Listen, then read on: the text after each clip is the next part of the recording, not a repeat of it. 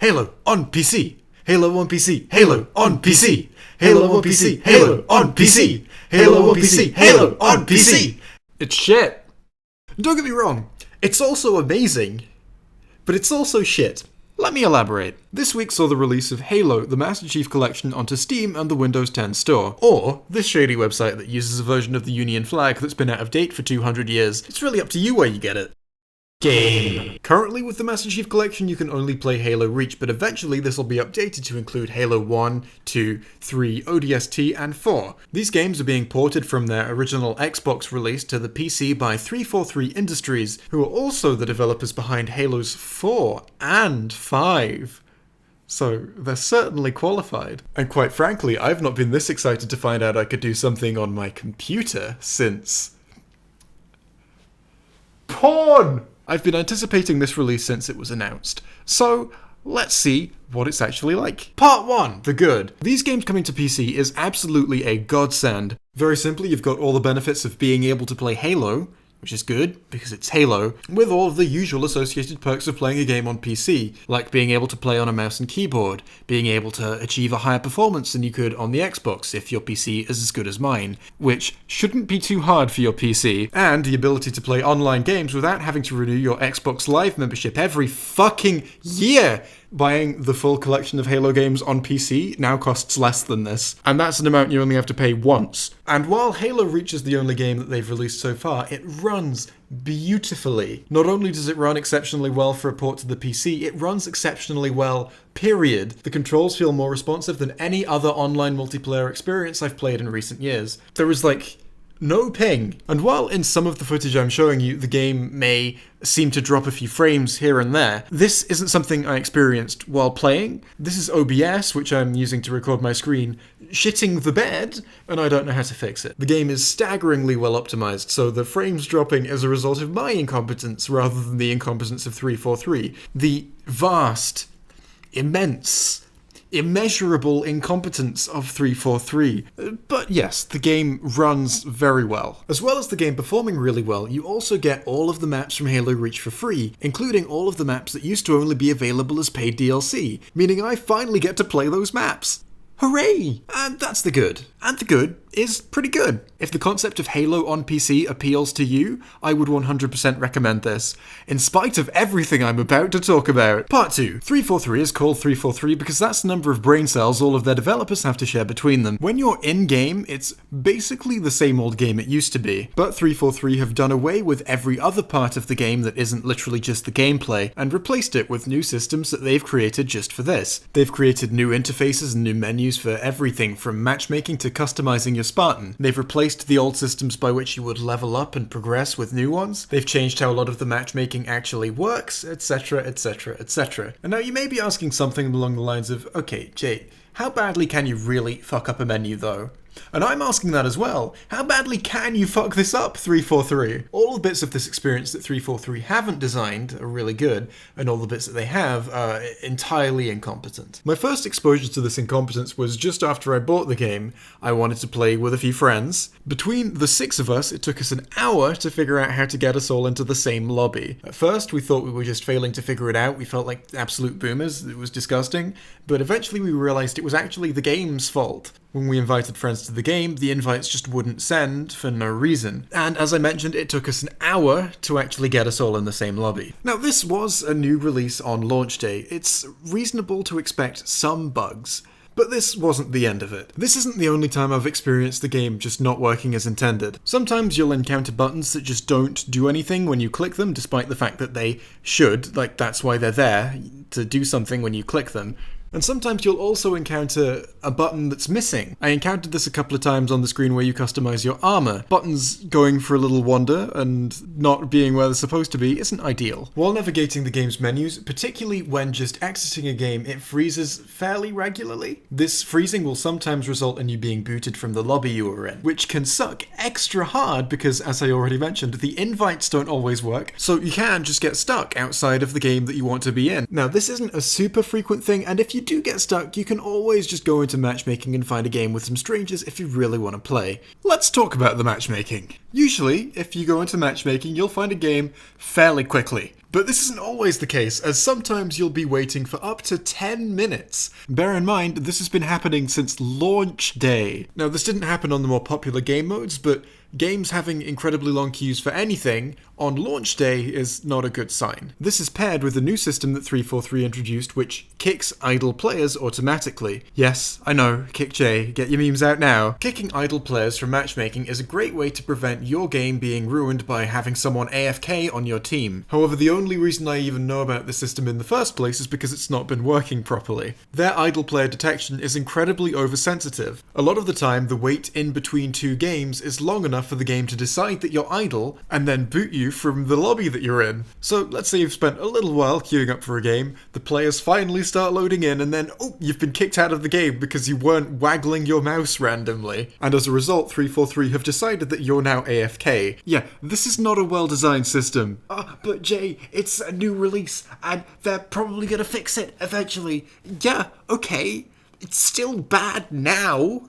And now is the time in which I live, so I can't talk about the possible, maybe, potential improvements that they might make in the future. Not until that actually happens. Sometimes you'll have to deal with these matchmaking shenanigans, but normally you'll be able to get into a game fine. And once you queue into a game, 343 have made a few changes as to how selecting the game you're going to play actually works. In the original Halo Reach matchmaking, players were able to vote on the map that they would prefer to play. While you were never guaranteed to get the map that you voted for, it's a good system to have in place, giving more choice to players and making sure that the most possible players in any given lobby are happy. 343 have done away with this system to replace it with nothing. Now there's no voting and the map selection is entirely random. This isn't a huge problem or anything, I'm not pretending like it is, but why?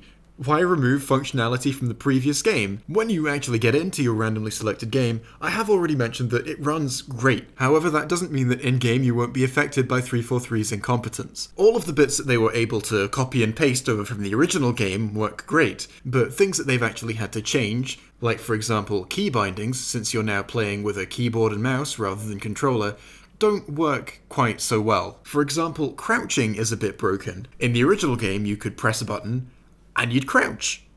Great, that's how it's supposed to work. In this PC re-release, it took me a while to figure out why sometimes when I pressed the crouch button, my character just wouldn't crouch. The game was dropping inputs.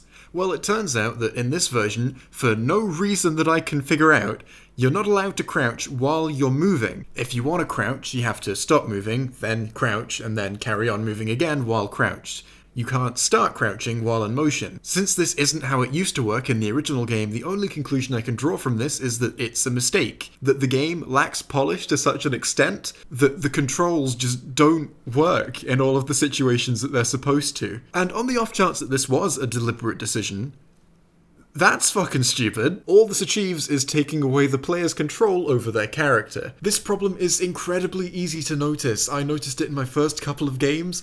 It's staggering how this managed to get past playtesting. Either they just didn't bother playtesting this, or they went, fuck it. The controls don't always have to work, do they? Moving away from the controls, while you're in game, you'll also sometimes notice a moderately obnoxious chat box in the bottom right hand corner. This will pop up occasionally to block your view with stuff you don't care about. You'll also notice that occasionally you'll be able to see your own left shoulder, even though you're really not supposed to be able to see your own left shoulder like that. So now you've finished your game, you've got some XP and you're leveling up. You can use that XP to unlock stuff for your Spartan. Halo Reach has always had great customization. In the original Halo Reach, there was a store where you could go to buy cosmetics for your character. There were 2 stages to unlocking any single piece of armor. First of all, you'd have to be a high enough level to actually have access to it, and secondly, you'd have to buy it using in-game currency that you earned by playing. Pretty basic stuff. 343 are just too cool to use that timeless and functional system, and have replaced it with their own inferior model. Now when you level up, instead of earning credits, you earn tokens.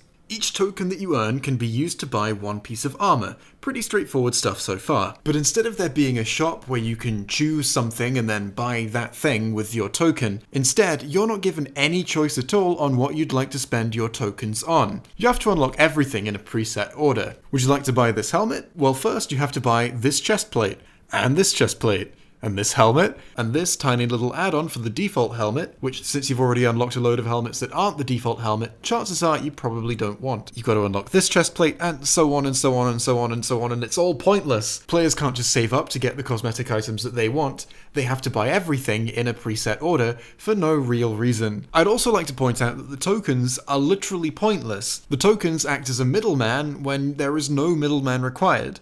In this system, you unlock things in a predetermined order, so why do you get given a currency that you can then only use to buy one thing? Why not just give the player the thing? This system takes a load of freedom away from the player and is built around a currency that's entirely redundant considering how it actually works. Not great design, IMO. But man, did you know that you can also fuck up a menu screen really bad? That's an idea that hadn't really crossed my mind before exposure to this. Let's say I want to change my Spartan's helmet. Mousing over all of the different helmets doesn't actually give you a preview of that helmet until you click on the folder to open up and see all of the different variants of that helmet. Until you open up the folder, there's also no indication as to whether or not you have any of the variants of that helmet unlocked. You can't tell by looking down the list what you actually have access to without opening every individual folder and checking. Kill me, please? Okay, so let's say you've actually entered a folder to check what that folder actually contains. Well, when you exit that folder, it takes you back to the top of the list. So let's say you want to find one specific helmet that's right at the bottom of the list. You have to actually click each folder, then go, oh, no, it's not this one.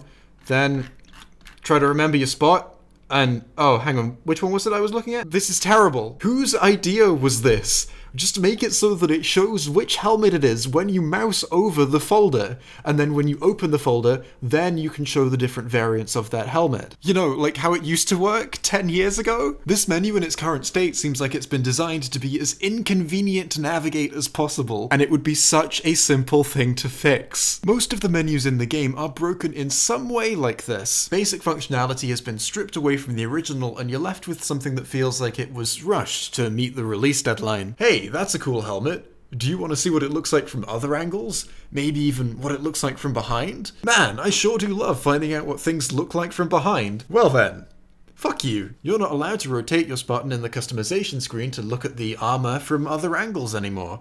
Because why would you be able to do something incredibly simple like that? None of these things individually feel like big enough problems that I feel justified complaining about them in isolation, but when you add them all together you get an experience that will leave you rolling your eyes every 30 seconds at just how unintuitive and inconvenient everything really is. In Halo Reach you have a little tag above your head that all your teammates can see. You used to be allowed to make this 4 characters, but in the new release you can only make it 3, because players needed slightly less freedom here for some reason. And before you ask, no, it's not so players can't put in dirty words. Those were already banned. Plus, you know, you can spell fuck without a C. People will know what you mean. In the helmets menu, the game doesn't give you a preview of something when you mouse over it. But on the screens where it does give you previews, it kind of fucks that up as well. On the screen where you choose the color of your armor, it will give you a preview of that color when you mouse over it. This is good. But then when you move your mouse away from the thing, it won't stop giving you that preview. Look, here I have Forest selected as the colour for my armour, but the last colour I moused over was Cyan, and the game is still showing me what my Spartan would look like with cyan highlights on her armour, even though I've moused away from that now.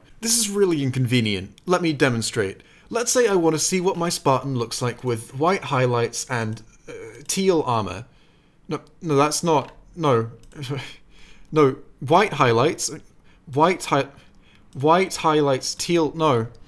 Okay, fine. White highlights, and I'll just gently move my cursor over as to not disturb the delicate balance of this menu screen. And then, right, teal armor, and then, right, okay. Now that's what my Spartan looks like with those colors. I'm really glad I had to do all of that just to accomplish this incredibly simple task. It's not like it's a crazy amount of extra effort to put in, but I still shouldn't have to do it. I want to see what my logo looks like with a triangle background. And to do that, I'm going to click the triangle and then slowly guide my cursor through this tiny... Fuck! Right, okay, screw this. I'm just gonna set up a custom game and play and have fun. Right, okay, let's choose the map.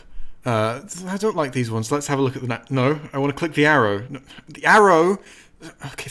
This blue shit will get in your way when you try to click this arrow. And I'd like to point out as well that it's entirely pointless. There's no new buttons that appear on the screen, nothing new that you can do with this area highlighted. It's just you move your mouse over here and it's blue now.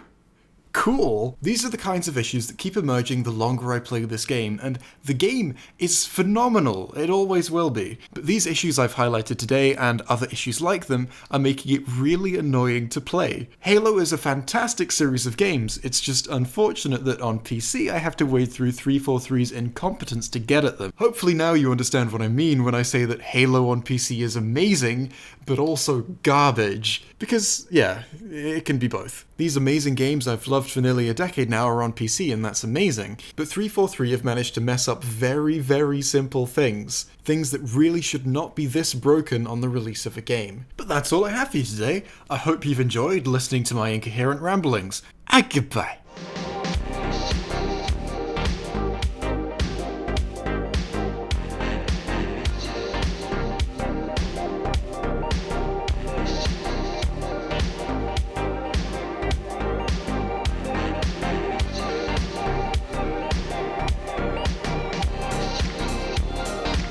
I know there can be a tendency for a lot of people who talk about games online to only show clips of them being amazing at the game, to make it seem like they're really good at it when, maybe they're not. And despite the fact that there aren't many clips of me being good at the game, I think that bias might be hitting me as well, so to balance that out, here's this clip.